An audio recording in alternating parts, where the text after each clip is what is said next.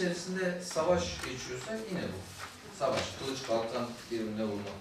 Oradan geliyor. Yani kılıçları birbirine vuruyoruz, bu savaş. Oradan geliyor. Savaş kelimesi bu tam olarak. Yağın genel işareti bu arkadaşlar. Yağın genel işareti bu. Sıvı yağ dediğimizde sıvı, yani karıştırmak da olabilir. Değiştirmek. Evet. Çiğnemek.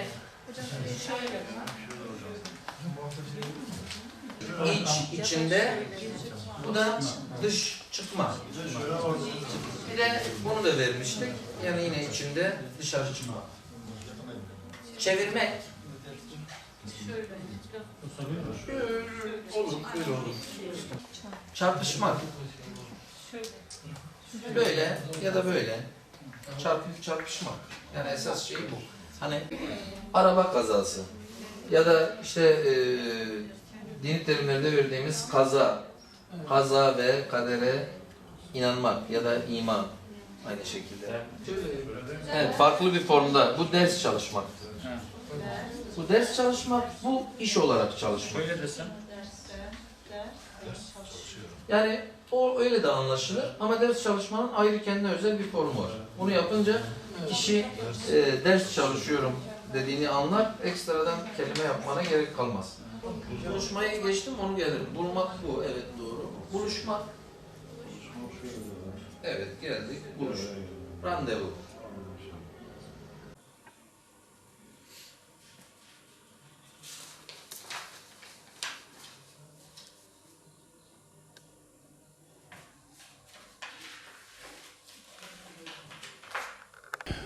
Toplumdaki her yaş grubuna ve her cinse göre Kur'an-ı Kerim, Kur'an kursu, dini bilgiler kursu hizmetlerimiz var. Bu vesileyle bu sene özellikle 4-6 yaş grubu çocuklarımıza yönelik kurslarımızda çok ciddi bir mesafe aldığımızı Rabbimize şükrederek ifade etmek isterim. Katkısı olan buradan sizin aracılığınızla hayırseverlere, iş adamlarına, velilerine teşekkür ederim. 600'den fazla öğrencimiz bu sene 4-6 yaş grubu kreş türü Kur'an kursu dediğimiz Allah'ı, kitabı, peygamberi, manevi kavramları sevdirmeye çalıştığımız kurslarımıza geliyorlar. Hamdolsun bir oyuncaklarla, oyunlarla hem oynayıp hem de öğreniyorlar.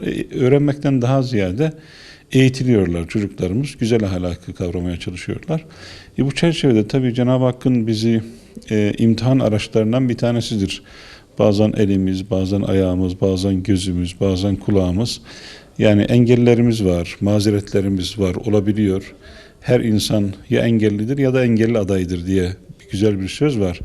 Biz şimdi elhamdülillah elimiz ayağımız sağlam ama yani ölünceye kadar her tarafımızın, bütün bünyemizin sağlam devam edeceğimiz konusunda bir garantimiz de yok. Onun için hasbelkader doğuştan ya da daha sonradan görme ya da işitme engelli olan kardeşlerimizin de Cenab-ı Hakk'ın bu nimetlerinden istifade etmesi için Kur'an-ı Kerim'le dini bilgilerle tanışması için bir gayretimiz var. Geçen sene de açmıştık Bediüzzaman Kur'an kursunda. Bu sene de devam ettiriyoruz. Görme engellilere yönelik Kur'an kursumuz devam ediyor. Hamdolsun.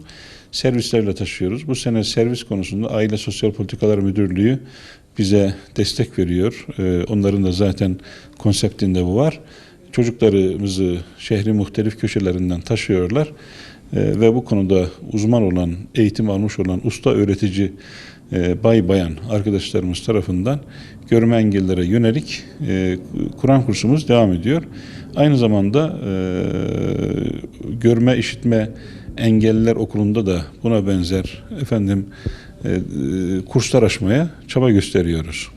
Buna bu sene bir de işitme engellileri ilave ettik. İşitme engelliler konusunda işitme dilini, yani işaret dilini tabiri caizse bilen öğretici önce bulmakta zorlandık. Daha sonra işitme engelliler okulundaki din kültürü öğretmenimiz, hocamız sağ olsun bu konuda bize destek verdi.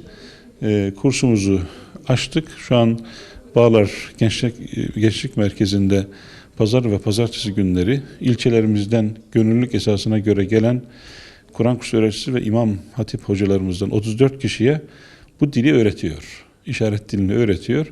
İnşallah oradaki eğitim tamamlandıktan sonra işaret dilini öğrenen hocalarımız, Kur'an kursu öğreticilerimiz erkeklere ve bayanlara kendi görev yaptıkları ilçelerde yine gönüllülük esasına göre işitme engellilere yönelik işaret dilini öğretecekler ve böylelikle kendi köyünde, ilçesinde, mahallesinde bu anlamda hizmete ihtiyaç duyan bütün kardeşlerimize inşallah ulaşmaya çaba gösteriyoruz. Ulaşacağız inşallah. Önemli olan kalp körlüğüne yakalanmamaktır. Önemli olan hakikate karşı sağır olmamaktır. Önemli olan Rabbimizin rızası istikametinde yürüme konusunda engelli olmamaktır. Yoksa engellerimiz bu dünyada engeldir. Elimizin ayağımızın olmayışı cennete gitmeye engel değildir. Gözümüzün kulağımızın olmayışı cennete gitmeye engel değildir. Bütün kardeşlerimize sizlerin aracılığınızla size teşekkür ediyorum bu vesileyle yine. Bulundukları en yakın müftülüklerden kendilerine yönelik dini bilgiler ve Kur'an kursu veren yerleri öğrenebilirler ve orada gelip bu hizmeti alabilirler. Müftülüklerle irtibata geçmelerini tavsiye ediyorum.